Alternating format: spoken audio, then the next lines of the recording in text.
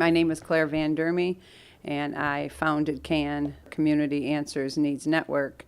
I simply collect stuff that people are getting rid of, and then I give it to people that can't afford to buy their own. When I first started this about 9 years ago, I used to have a yard sale for our church, for our youth group. And when everything was done, I'd have stuff left over, and I'd try to find homes for it rather than just get thrown away. And with time, I found out people were asking me for a dresser, they were asking me for a crib.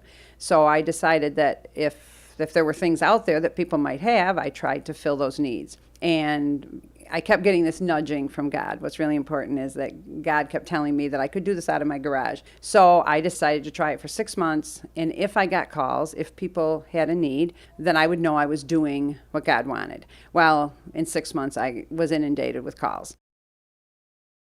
In the world, we have needs and wants. We take just the needs. So we give out linens, towels, anything. If you think about starting an apartment fresh, everything that you would need, toaster, coffee pot, all that stuff is what we take. There was a time when there was an old dried flower arrangement in the back of my truck, and I was making a delivery to Mount Morris. And this random thing that was half broken was sitting on the back shelf. And I said to the lady, "Hey, I've got this. You want to put this in your apartment?" And the lady literally wept.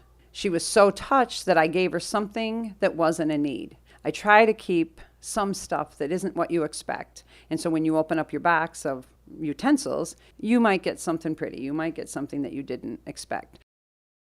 My brother takes foster kids in, and a year ago, his house with 3 foster kids in it burned to the ground. Luckily, nobody got hurt. By the next morning, everybody in that house had clothing, they had underwear, they had socks, the kids weren't without toys.